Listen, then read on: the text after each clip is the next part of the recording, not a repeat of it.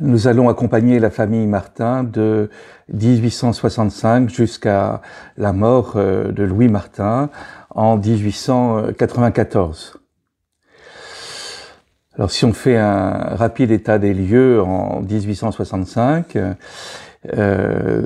Zélie, cette année-là, va rappeler que quand elle était jeune fille, avant de connaître Louis, elle était tombée et s'était heurté le sein droit contre le coin d'une table. Et on n'y a pas fait attention à l'époque, mais en 1865, Zélie dit qu'une glande est apparue et qui l'a fait souffrir. Et en fait, c'est le début du cancer qui l'emportera en 1877. L'une des conséquences, c'est qu'à partir de ce moment-là, elle ne pourra plus allaiter ses enfants, qu'elle sera obligée de placer en nourrice. Alors être placé en nourrice à l'époque, c'est pas déposer le matin et reprendre l'enfant le soir, c'est l'enfant qui est à demeure chez la nourrice, et souvent à plusieurs kilomètres, ce qui fait que Zélie va être séparée de ses enfants, ce qui va la faire beaucoup souffrir.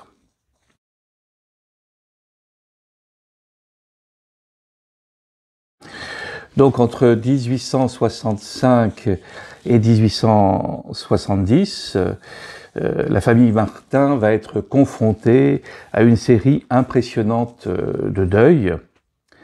Le premier décès est celui du papa de Louis Martin. Et Zélie, après avoir dit son admiration pour sa belle-mère dans la manière dont elle s'est occupée de son mari, va dire que cette mort lui a fait beaucoup d'effets. C'est la première fois qu'elle est confrontée à la mort.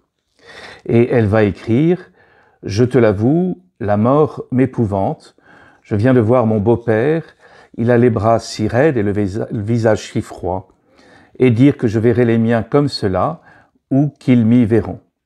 Si tu es habitué à voir la mort, moi, je ne l'avais jamais vue d'aussi près. » Puis ce sera le premier décès d'un enfant de Louis et Zélie, Joseph Louis, qui va naître en septembre 1866 et qui va mourir en février 1867, donc à l'âge de 5 mois. Zélie va dire tout son déchirement en même temps que sa foi. Dans la même période, Hélène souffre d'une otite qui prend des proportions importantes et inquiétantes, et on craint des séquelles graves.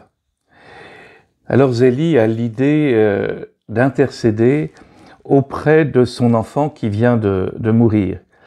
Et elle dit à Hélène de prier son petit frère. Et dès le lendemain matin, eh bien, Hélène est guérie. Zélie a alors cette parole étonnante dans une lettre à sa sœur qui est religieuse, sœur Marie d'Osité. Vous le voyez, ma chère sœur, c'est un grand bien d'avoir des petits anges au ciel, mais il n'en est pas moins pénible pour la nature de les perdre. Ce sont là les grandes peines de notre vie. Il y a là ce que nous retrouverons à plusieurs reprises, c'est-à-dire la foi, notamment dans la communion des saints, mais qui n'occulte pas la peine profonde des parents. C'est ce qu'elle dit en disant « ce sont là les grandes peines de notre vie ». Il va s'en suivre une nouvelle naissance en décembre 1867, celle de Joseph Jean-Baptiste. Et cet enfant va décéder 8 mois plus tard, en 1868.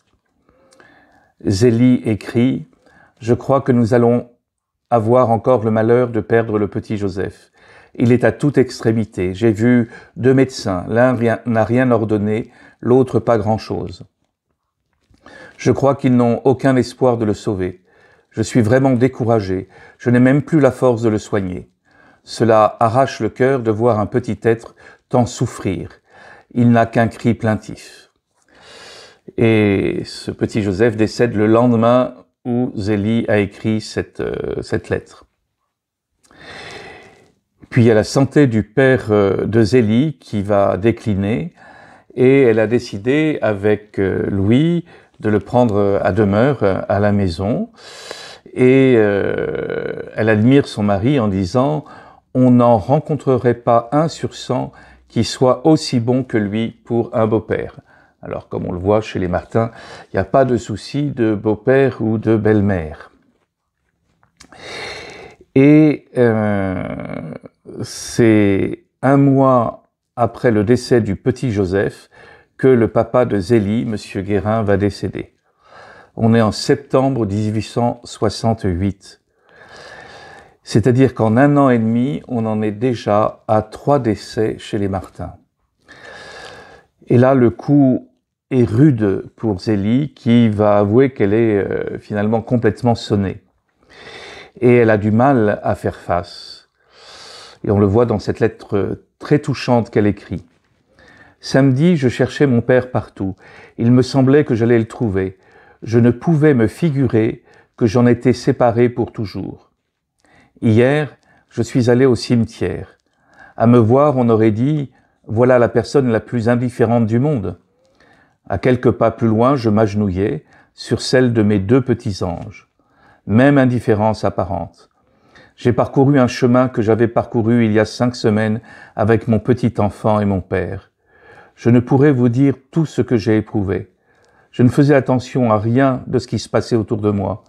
Je regardais les endroits où mon père s'était assis. Je restais là, debout, presque sans penser. Jamais de ma vie, je n'avais ressenti de pareils serrements de cœur. En arrivant à la maison, je n'ai pu manger. Il me semblait que n'importe quel malheur me trouverait maintenant insensible. Si vous saviez, ma chère sœur, combien j'aimais mon père. On pourrait imaginer que les saints sont insensibles devant la douleur, tellement ils sont en Dieu. Eh bien, pas du tout. Et je trouve très touchant de voir Zélie si abattue, et on voit que la foi, eh bien, n'enlève rien à la peine.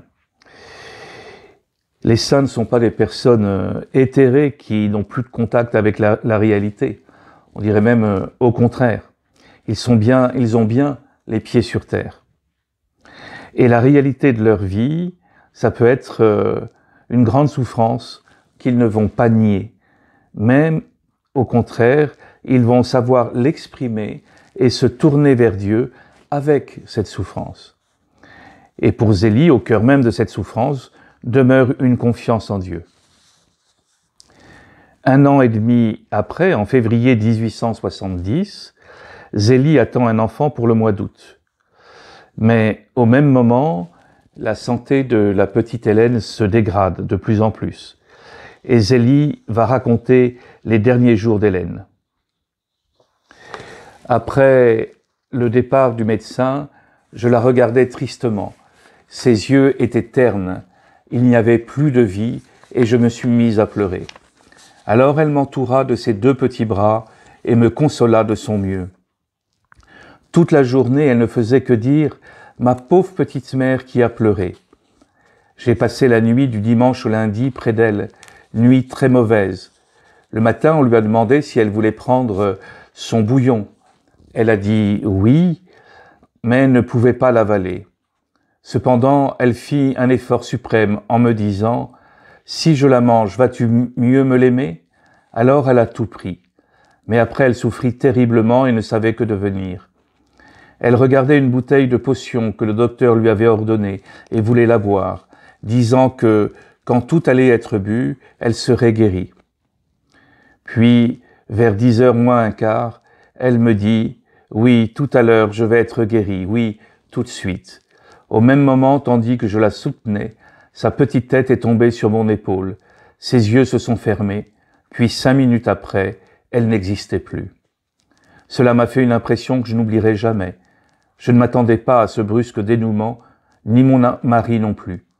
Quand il est entré et qu'il a vu sa pauvre petite fille morte, il s'est mis à sangloter en s'écriant « Ma petite Hélène, ma petite Hélène ».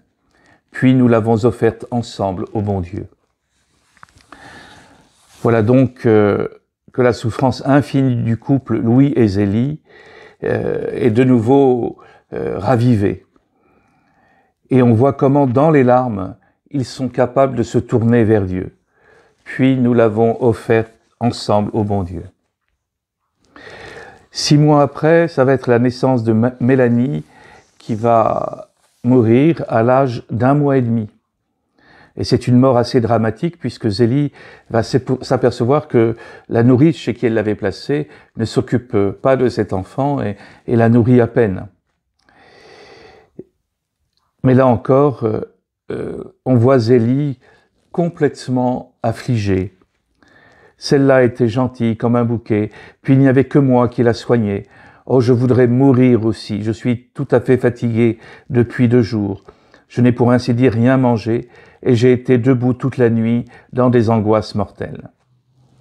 Ça se passe de commentaires. Et dans la douleur de ce décès, Zélie va écrire une phrase que l'on pourrait dire prophétique. Je voudrais maintenant que le bon Dieu m'en redonne une autre. Je ne désire pas un petit garçon, mais une petite Thérèse qui lui ressemble. Et en effet, 3 ans après, ce sera la naissance de la petite Thérèse qui deviendra pour nous Sainte Thérèse de Lisieux.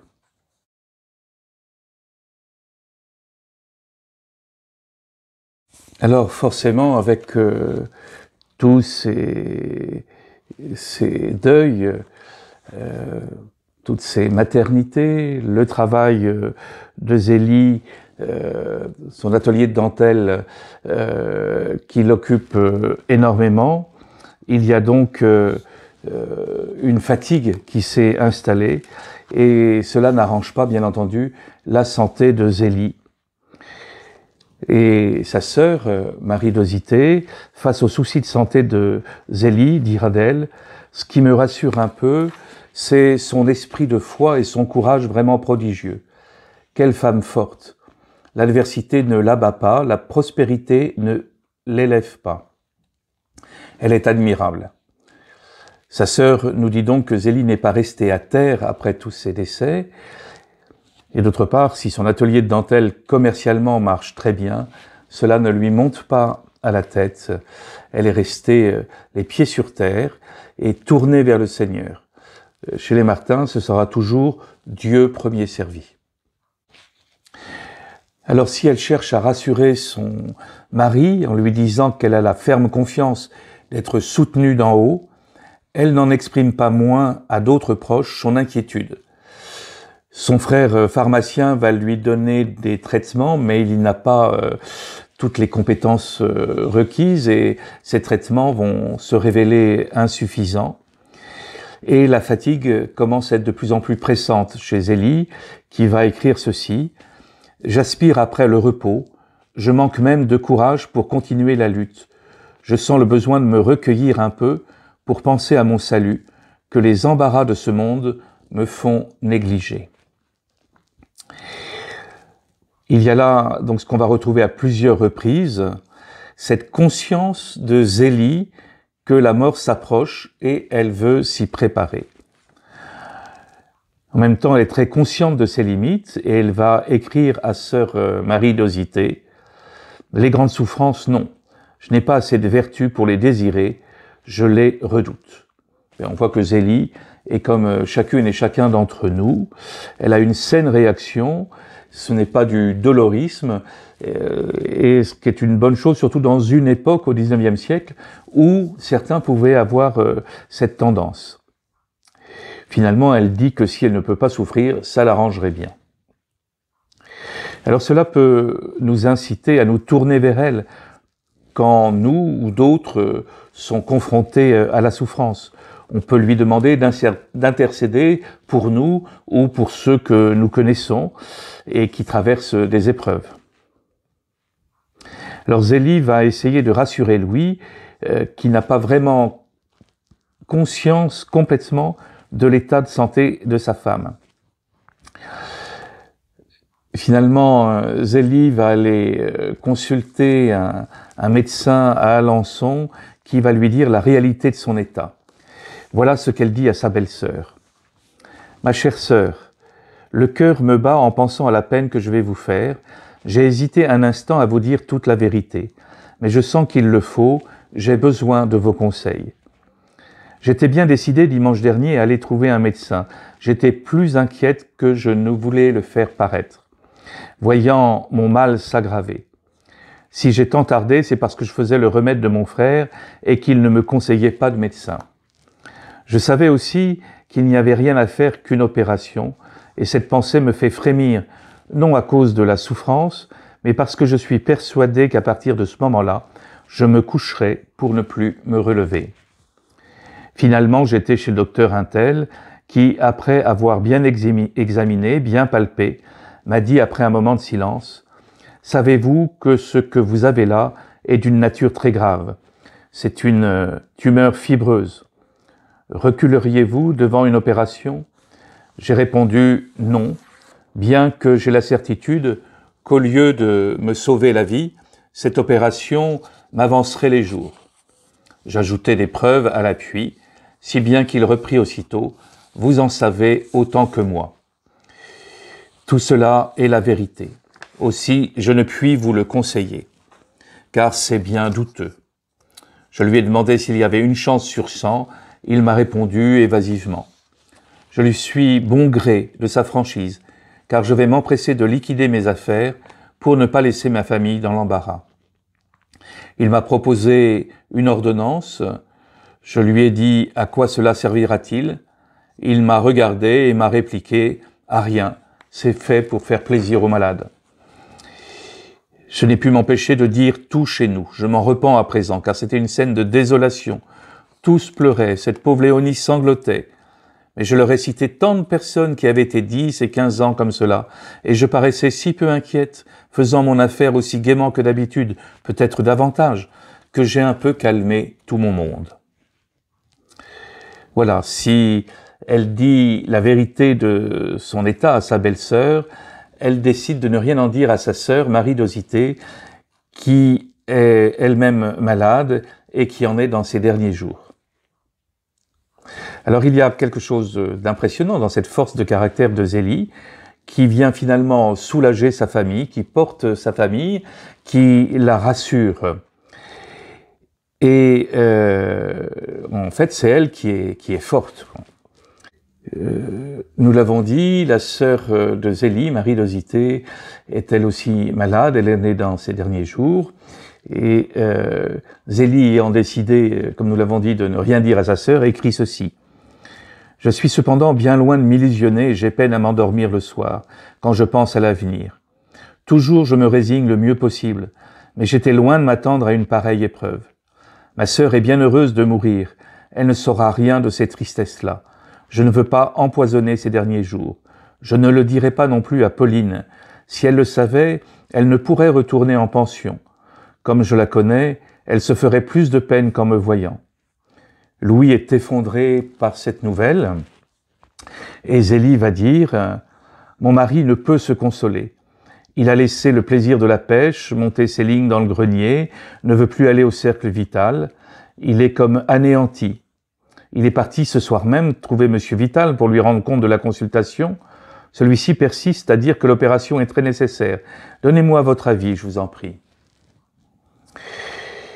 Zélie va demander à sa belle-sœur d'être elle aussi dans l'acceptation, et elle lui dit qu'elle est sûre de son soutien et sûre qu'elle sera attentive à ses enfants une fois qu'elle sera décédée. Et voilà ce qu'elle lui écrit. « Je voudrais bien que cela ne vous tourmente pas trop et que vous vous résigniez à la volonté de Dieu. S'il me trouvait bien utile sur la terre, certainement, il ne permettrait pas que j'aie cette maladie, car je l'ai tant prié de ne pas m'enlever de ce monde tant que je serai nécessaire à mes enfants. Maintenant, Marie est grande, elle a un caractère très sérieux et n'a aucune des illusions de la jeunesse. Je suis sûr que lorsque je ne serai plus là, elle fera une bonne maîtresse de maison et tous sont possibles pour bien élever ses petites sœurs et leur donner le bon exemple. Pauline aussi est charmante, mais Marie a plus d'expérience. Elle a d'ailleurs beaucoup d'ascendant sur ses petites sœurs. Céline montre les meilleures dispositions, ce sera une enfant très pieuse. Il est bien rare de montrer à son âge de telles inclinations à la piété. Thérèse est un vrai petit ange. Quant à Léonie, le bon Dieu seul peut la changer. J'ai la conviction qu'il le fera. Mes enfants seront bien heureuses de vous avoir quand je ne serai plus là. Vous les aiderez par vos conseils. Et si elles avaient le malheur de perdre leur père, vous les prendriez chez vous, n'est-ce pas ? Donc on le voit, le seul souci de Zélie, c'est sa famille, et si elle demande au Seigneur de la garder un peu sur terre, ce n'est que pour pouvoir élever ses enfants, et voire avec ses enfants qui ont encore besoin d'elle. Ceci dit, elle montre une absolue confiance et va jusqu'à rendre grâce pour sa famille. Voilà ce qu'elle poursuit, la manière dont elle poursuit dans sa lettre. Cela me console beaucoup de penser que j'ai de bons parents qui nous remplaceront avantageusement en cas de malheur. Il y a de pauvres mères bien plus malheureuses que moi qui ne savent pas ce que vont devenir leurs enfants, qui les laissent dans le besoin sans recours aucun. Moi, je n'ai rien à redouter de ce côté. Enfin, je ne vois pas les affaires en noir, c'est une grande grâce que le bon Dieu me fait. Donc voilà, cette confiance que Zélie a, et elle dit c'est vraiment une grâce d'avoir une famille comme je l'ai, puisque mes enfants ne se retrouveront pas seuls. Alors l'état de la sœur Marie d'Osité va s'aggraver, et Zélie va lui confier une intention de prière pour quand elle sera arrivée au paradis. Et voilà ce qu'elle lui dit. Je lui ai dit, aussitôt que tu seras en paradis, va trouver la Sainte Vierge, et dis-lui, ma bonne mère, vous avez joué un drôle de tour à ma sœur en lui donnant cette pauvre Léonie. Ce n'était pas une enfant comme cela qu'elle vous avait demandé. Il faut que vous répariez la chose. Là encore, on voit cette foi dans la communion des saints. On sait que l'un des gros soucis de Zélie, c'était sa fille Léonie qui avait des gros problèmes caractériels, qui avait des problèmes de comportement. Et elle est sûre que sa sœur, une fois décédée, pourra intervenir pour elle. C'est beau de voir cette foi dans la communion des saints. Sœur Marie d'Osité décède le 20 février 1877, et cela éprouve de nouveau grandement Zélie, qui était très très attachée à sa sœur. Concernant Léonie, voici ce que Zélie écrit à Pauline. « Cette pauvre enfant est couverte de défauts comme d'un manteau. On ne sait comment la prendre. Elle est toujours une croix bien lourde à porter. Puisse ta chère tante m'obtenir le changement de cette pauvre enfant, je l'espère toujours. » Et c'est vrai que très souvent, on voit dans les lettres de Zélie cette expression, mais qu'est-ce que je vais pouvoir faire de cette pauvre Léonie? Eh bien, dès le mois de mars, c'est-à-dire un mois après le décès de sœur Marie d'Osité, Zélie constate un changement extraordinaire dans les comportements et dans l'état d'esprit de Léonie. Sa prière confiée à sa sœur, lorsqu'elle devait arriver au paradis, semble avoir été exaucée au-delà de ses espérances. Voilà ce qu'écrit Zélie. « Je crois avoir obtenu une grande grâce par les prières de ta tante. Je lui avais tant recommandé ma pauvre Léonie dès son entrée au ciel que je crois en sentir les effets. Tu sais comment était ta sœur, un esprit d'insubordination, n'ayant jamais voulu m'obéir que par force, faisant par esprit de contradiction tout le contraire de ce que je disais. Quand même, elle en aurait eu le désir, enfin, n'obéissant qu'à la bonne. » Pendant ce temps-là, le cancer de Zélie se développe et, encouragée par Louis, elle décide d'aller faire un pèlerinage à Lourdes. Alors ça va être un voyage très fatigant, il n'y a pas le confort des moyens de transport d'aujourd'hui, et Zélie espère fermement un miracle, et dès qu'elle arrive à Lourdes, elle va aux piscines et elle ira régulièrement, même si le froid de l'eau l'a fait suffoquer. Plus le pèlerinage avance, moins elle espère en ce miracle, qu'elle avait pourtant beaucoup espéré, puisqu'elle avait dit à sa famille, eh bien, dès que le miracle sera fait, je vous enverrai une dépêche. Et elle va quand même jusqu'au dernier jour aux piscines, mais elle va écrire: vous me dites de ne pas perdre confiance, certainement je ne perds pas confiance. Je sais très bien que la Sainte Vierge peut me guérir, mais je ne puis m'empêcher de craindre qu'elle ne le veuille pas. Je vous dirai franchement qu'un miracle me paraît maintenant fort douteux. J'en ai pris bon parti, et tâche de faire comme si je devais mourir. Et donc là, on va rentrer dans un temps d'approfondissement de Zélie pour se préparer à sa mort et à sa rencontre avec le Seigneur. Et elle va dire, il faut absolument que je ne perde pas le peu de temps qui me reste à vivre. Ce sont des jours de salut qui ne reviendront jamais plus. Il faut donc que j'en profite. J'aurai double profit. Je souffrirai moins en me résignant et je ferai une partie de mon purgatoire sur la terre. Demandez donc, je vous en prie pour moi, la résignation et la patience. J'en ai grand besoin. Vous savez que je n'ai guère de patience. Alors Zélie veut commencer à se préparer à sa mort pour la vivre le mieux possible en demandant la grâce de la résignation et de la patience. La résignation, c'est pas baisser les bras, mais c'est l'acceptation de ce qui va arriver et pour mieux s'y préparer. Et puis va venir le temps de la souffrance que Zélie redoutait tant. Elle va dire « J'ai souffert pendant 24 heures plus que je n'avais souffert pendant toute ma vie. Aussi ces heures se sont-elles passées à gémir et à crier. J'implorais tous les saints du ciel, les uns après les autres.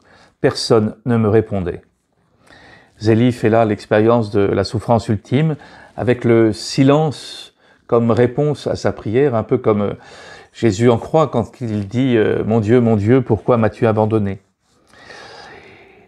Et là aussi, elle peut nous rejoindre ou rejoindre des personnes que nous côtoyons dans les moments où notre prière semble partir dans le vide et qu'il nous semble que comme réponse, il n'y a que le silence. Alors Louis essaye de réconforter son époux, il est à côté d'elle, mais on sait que c'est toujours difficile de rejoindre vraiment pleinement quelqu'un dans sa souffrance. Et voilà ce que dit Zélie. Ce pauvre Louis, de temps en temps, me prenait dans ses bras comme une enfant. Donc on voit la belle tendresse de l'époux qui, voilà, comme on le disait, essaye de soutenir son épouse. Il est à la fois démuni et proche, et il n'essaye de ne faire qu'un avec son épouse dans la souffrance. Mais il fait cette expérience de la difficulté de rejoindre ceux qu'on aime dans la souffrance. Alors Zélie va de plus en plus mal, elle n'arrive parfois même plus à parler. Elle va recevoir le sacrement des malades en extrême onction, entourée de Louis et de ses filles. Et voilà ce que Thérèse va écrire dans ses manuscrits. La cérémonie touchante de l'extrême onction s'est aussi imprégnée en mon âme. Je vois encore la place où j'étais à côté de Céline. Toutes les 5, nous étions par rang d'âge, et ce pauvre petit père était là aussi, qui sanglotait. Et dans la nuit du 28 août, Louis et le frère de Zélie, Isidore, ainsi que Marie et Pauline sont appelés auprès de Zélie, qui va mourir au milieu d'eux. Et Marie va écrire « Le lendemain de sa mort, j'allais souvent la regarder. Si vous saviez comme elle était belle, on aurait dit qu'elle était morte à 20 ans. Il me semblait, en la regardant, qu'elle n'était pas morte, mais plus vivante que jamais. Et je n'étais pas vraiment triste. Je sentais qu'elle n'était pas perdue, qu'elle me protégerait toujours. » On retrouve cette même foi de Zélie chez Marie, qui exprime le fait que la mort n'est qu'un passage et que dans la communion des saints, ceux qui sont partis auprès du Seigneur peuvent veiller sur nous. Je sentais qu'elle n'était pas perdue, qu'elle me protégerait toujours. Avant la mise en bière, Louis va prendre Thérèse dans ses bras et lui dira « Viens embrasser encore une fois ta pauvre petite mère. » Et moi, sans rien dire, dit Thérèse, j'approchai mes lèvres du front de ma mère chérie. Alors les réactions de la famille Martin, de Louis, de ses filles, sont bien proches des nôtres. On a envie de dire une famille ordinaire, confrontée à la mort, à la souffrance. Et c'est sans doute pour cela que nous nous sentons si proches de cette famille et que nous aimons les invoquer dans les diverses situations de nos vies.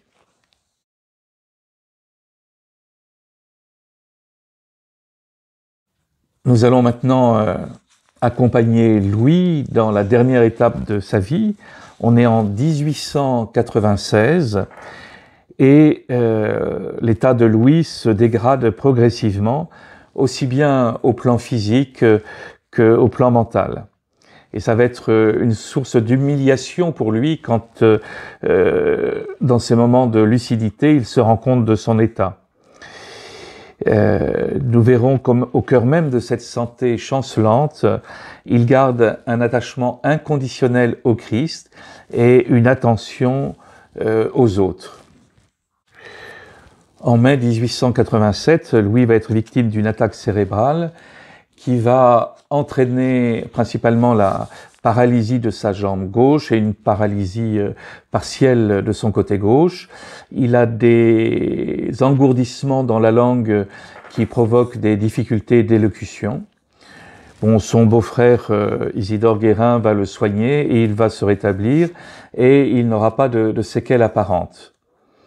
Et en novembre 87, donc Louis va partir à Rome avec Thérèse et Céline. C'est ce fameux voyage que Thérèse voulait faire pour demander au pape l'autorisation de rentrer au Carmel à 15 ans.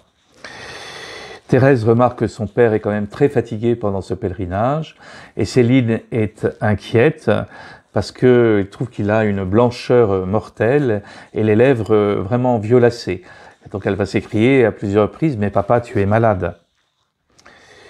Ils reviennent de Rome. L'année suivante, le 9 avril 1888, Thérèse va entrer au Carmel. Et c'est dans cette même année que l'état de Louis va continuer à se dégrader.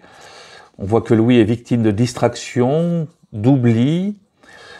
Quand il sort de chez lui, alors qu'autrefois il était habillé de manière impeccable, et bien là, il est vraiment négligé, ce qui n'était pas dans ses habitudes.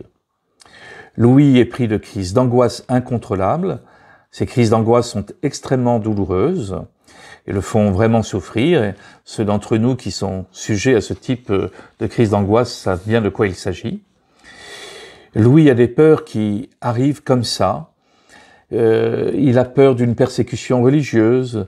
Il se met en tête de protéger le Carmel. Il aménage une cachette au buissonnet pour les prêtres de la paroisse. Et puis il va exprimer un désir de vie religieuse comme il l'en avait eu avant de rencontrer Zélie, si ce n'est que la manière d'exprimer, c'est vraiment pas ordonné, pas cohérent. Et tout cela inquiète son entourage. C'est là qu'un jour, Louis disparaît. Il va au Havre, et du Havre, il envoie 2 cartes postales. Dans la première, il demande de l'argent, et dans la deuxième, il met les clés des buissonnets. Donc c'est très clair pour la famille, il ne compte absolument plus rentrer à Lisieux. Alors, la lettre de Louis est partie le 23 juin 88, les cartes arrivent le 25 juin à Lisieux, et immédiatement, Isidore Guérin et Céline partent au Havre pour tenter de retrouver Louis, qu'ils vont retrouver 2 jours après, le 27. Il s'était rasé pour pas qu'on le reconnaisse. La famille pense qu'il voulait aller au Canada rejoindre un prêtre qu'il connaissait et voulait devenir ermite. Louis dira seulement « Oui, j'avais un but, c'est d'aimer le bon Dieu de tout mon cœur ». Alors l'état de santé de Louis continue à se dégrader et durant l'été 88, Céline écrira à Thérèse « Si tu le voyais s'agenouiller tous les matins à la table de communion, il s'appuie, cède comme il peut, c'est à faire pleurer. J'ai le cœur déchiré, je me figure qu'il mourra bientôt. » Louis va de nouveau exprimer son désir de partir au Canada. Alors, sœur Agnès, voilà, une de ses filles qui est au Carmel, Pauline, va lui dire que Thérèse va bientôt faire sa prise d'habit et que c'est important qu'il soit présent, et elle espère que cet argument va empêcher Louis de partir. Mais l'argument ne marche pas et Louis repart au Havre. Et au cours de trajet, il est pris d'une attaque. Céline va aller le chercher et elle va dire combien le coup est rude pour elle, au point qu'elle a pu être un instant tentée par le suicide. Voilà ce qu'elle écrit à ses sœurs. « Chère petite sœur, ma souffrance est si aiguë que me promenant sur le bord du quai, Je regardais avec envie la profondeur de l'eau. Ah, si je n'avais pas la foi, je serais capable de tout. Voilà, on voit cette douleur est vraiment très impressionnante. Hein. Et on voit que face à cette souffrance intérieure, Céline, toute croyante qu'elle est, toute pleine de foi qu'elle est, eh bien, elle est là avec ses fragilités humaines. Et Céline exprime sa foi au cœur même de ses fragilités. Et c'est ce qui peut permettre à beaucoup de pouvoir se rejoindre, se laisser rejoindre aussi par Céline, là aussi, en lui demandant d'intercéder pour nous. Lorsque nous avons des moments de désespoir. Pour bien comprendre l'intensité de la souffrance de Céline et de Léonie, qui sont les deux qui s'occupent de leur papa, leurs autres sœurs étant entrées au Carmel, eh bien, écoutons ce que Céline écrit à ses sœurs au Carmel. Léonie et moi, nous avons souffert le martyre. Quel martyre? Celui de nos corps eût été 1000 fois moins pénible. Aujourd'hui, ce n'est pas un glaive, mais 1000 qui viennent avec leur dard empoisonné s'enfoncer l'un après l'autre dans la plaie béante de mon cœur. À ce qui faisait encore le plus de plaisir, ce n'est pas, je trouve, la pensée du ciel ni du repos, mais celle qui consiste à voir que nous travaillons pour Jésus, pour le consoler, pour lui gagner des âmes. Papa m'a semblé mieux à peu près 2 heures après son repas. Il me dit des choses qui me déchirent le cœur. Une fois, il m'a embrassé avec un air si bon, m'appelant son intrépide. Oh, que papa me fait pitié. Je vois qu'il souffre beaucoup, sa pauvre figure est aujourd'hui d'une pâleur mortelle. À certains moments, il a récité ce passage d'une poésie. La mort seule a pour moi d'invincibles attraits. Puis il s'est mis à sangloter. Louis va faire un geste étrange dans ces moments de dépression. Il va se couvrir la tête avec un linge. Or, Thérèse avait eu une vision lorsqu'elle était enfant et qu'elle avait raconté à sa sœur Marie, où elle voyait un homme marcher dans le jardin des Buissonnets avec la tête couverte d'une sorte de tablier, et il avançait courbé. Et Thérèse avait reconnu finalement en cet homme son papa. Alors les filles Martin sont intriguées par ce geste et ce songe prémonitoire. Alors est-ce qu'il faut y voir une allusion au Christ dont le visage va être couvert du voile de Véronique qui essuie sa face, ou elles ne savent pas trop comment interpréter tout cela. Quoi qu'il en soit, c'est en janvier 1889 que Louis va assister paisiblement et en toute lucidité à la prise d'habit de Thérèse. Mais cette amélioration n'est que passagère. Très rapidement, il retombe dans l'agitation. Il pleure, il frappe des mains, il parle tout seul, il crie. Et pour Léonie et Céline, ces crises successives sont vraiment épuisantes. Et enfin, pour se protéger d'un agresseur imaginaire et pour protéger ses filles, il va réussir à s'armer d'un pistolet.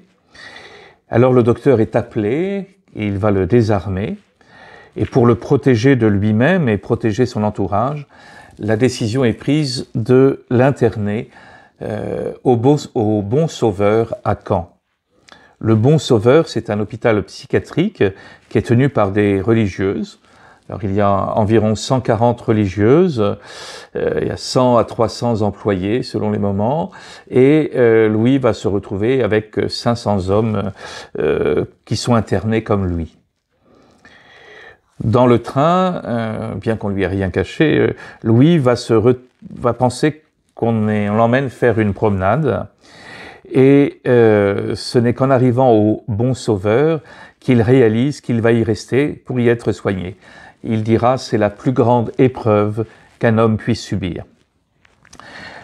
Alors, lorsque les gens évoquaient le Bon Sauveur à Caen, il leur venait en tête des images terrifiantes avec ce qu'on appelait les fous.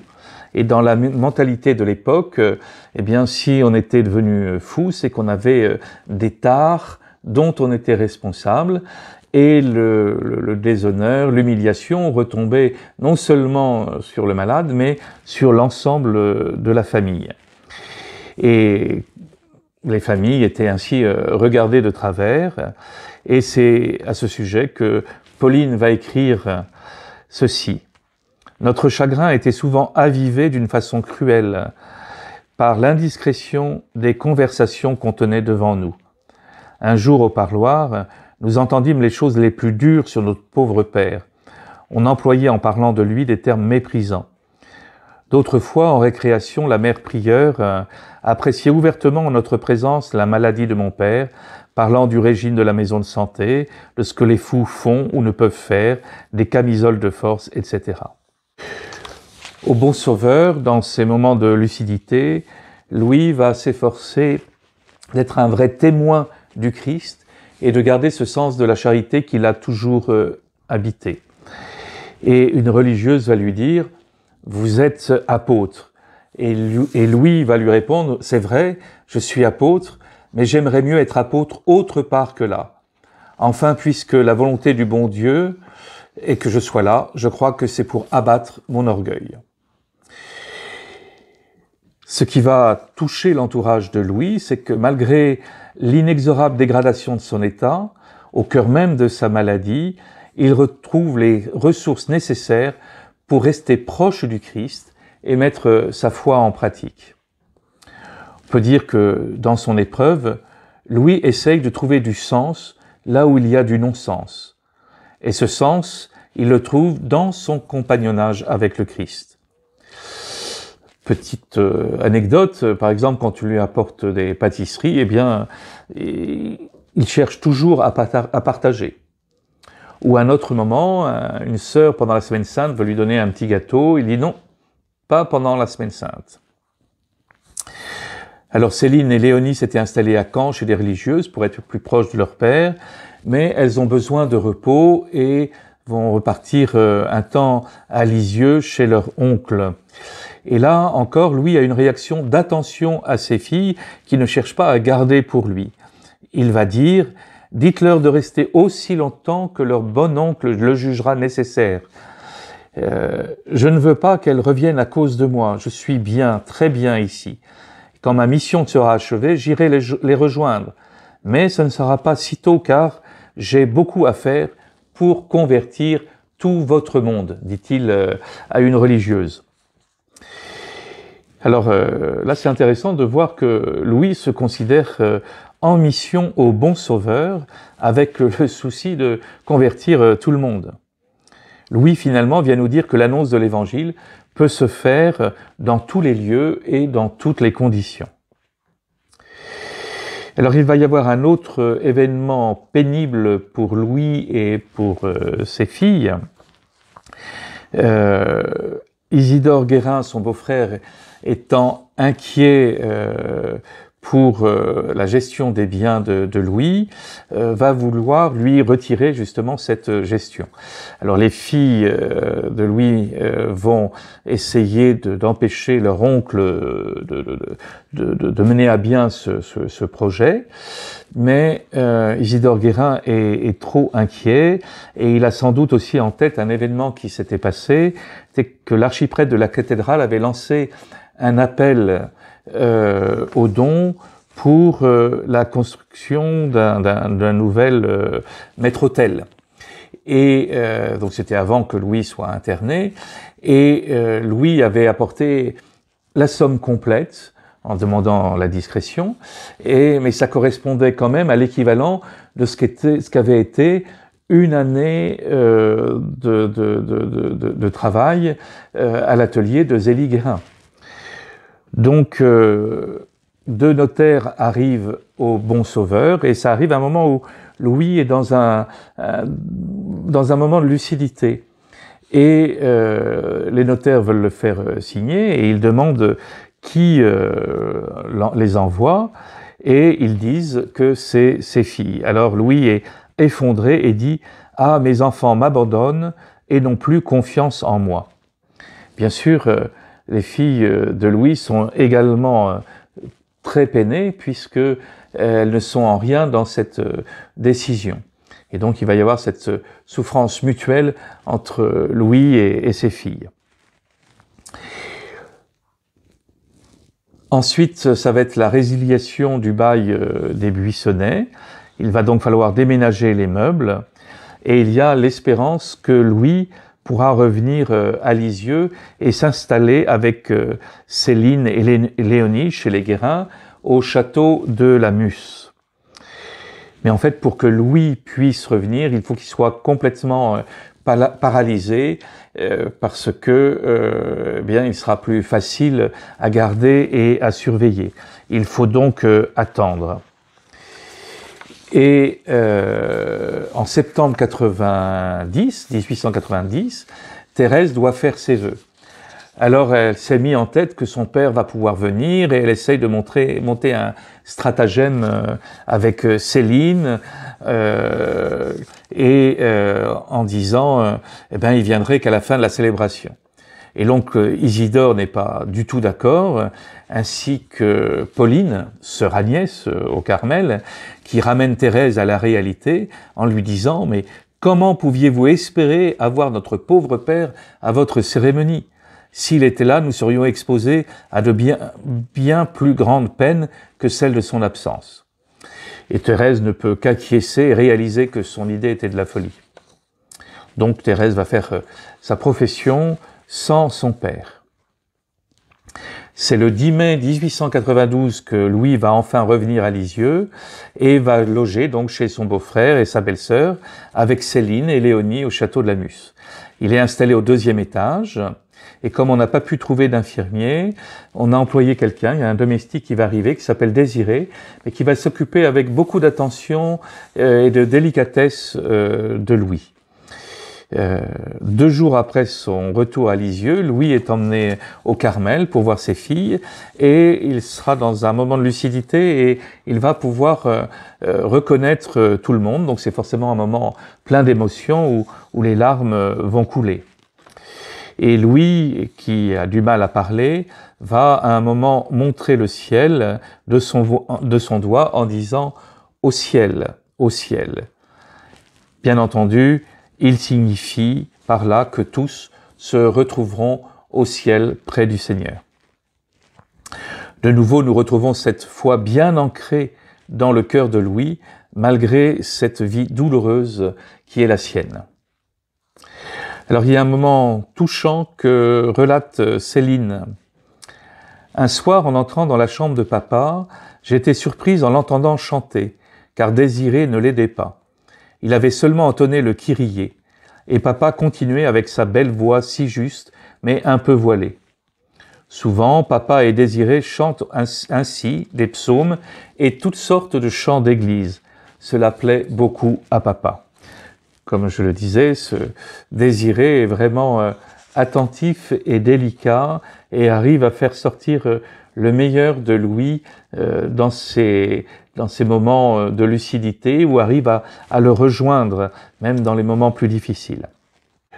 En juin 93, Léonie va rentrer pour la 13e fois à la visitation de Caen. Elle avait fait plusieurs essais de vie religieuse et donc elle va dire au revoir à son père. Alors, elle ressortira de la visitation en 95, mais entre-temps, son papa sera décédé. Et ce n'est qu'en janvier 99 qu'elle rentrera définitivement à la visitation à Caen. Donc, ceci dit, elle quitte Lisieux en juin 93 et elle sait qu'elle ne reverra plus son père. Et elle dira « Je n'oublierai jamais la manière dont il m'a embrassé pour la dernière fois. Il l'a fait si tendrement, comme s'il avait su qu'il ne me reverrait plus. » Alors la santé de Louis continue à se dégrader. La succession des temps d'alerte et des temps de mieux plonge dans l'angoisse et la fatigue Céline et toute la famille. Et Léonie écrit depuis la visitation « Il me semble que notre grande épreuve touche enfin au terme et que notre Père vénéré est bien près du ciel. Chaque matin, je me dis, est-ce aujourd'hui que je vais apprendre la triste nouvelle ?»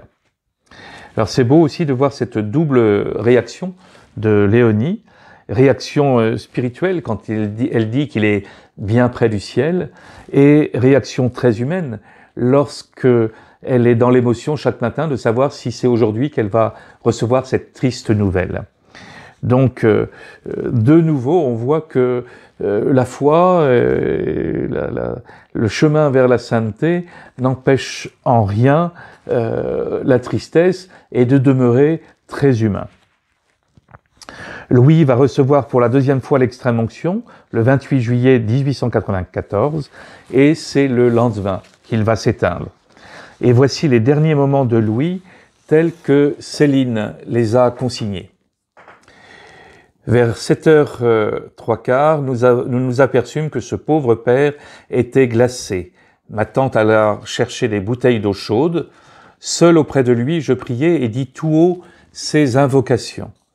Jésus, Marie, Joseph, je vous donne mon cœur, mon esprit et ma vie. Jésus, Marie, Joseph, assistez-moi dans ma dernière agonie. Jésus, Marie, Joseph, faites que je meure en paix dans votre sainte compagnie. Alors mon cher petit père ouvrit les yeux et les reposa sur moi avec une affection et une reconnaissance indicibles. Ils étaient pleins de vie et d'intelligence. Et puis il ferma les yeux pour toujours. Il était 8h15 du matin. Nous étions seuls, mon oncle et moi, au moment de sa mort. Pendant son agonie, mon oncle approcha plusieurs fois le crucifix de ses lèvres, et moi, me levant, je fermais les yeux de mon père chéri. Alors Céline va immédiatement prévenir ses sœurs au Carmel en leur écrivant ceci: « Mes chères petites sœurs, papa est au ciel, j'ai reçu son dernier soupir, je lui ai fermé les yeux. Son beau visage a pris aussitôt une expression de béatitude, de calme si profond. La tranquillité est peinte sur ses traits. Mon oncle a dit que jamais il n'avait vu de mort aussi paisible. » Louis va être inhumé au cimetière de Lisieux et Isidore Guérin, son beau-frère, va avoir alors un geste d'une grande délicatesse. Et, il va faire exhumer du cimetière d'Alençon Zélie, les 4 enfants morts en bas âge, le père de Louis et le père de Zélie, pour les réunir avec Louis dans un même caveau.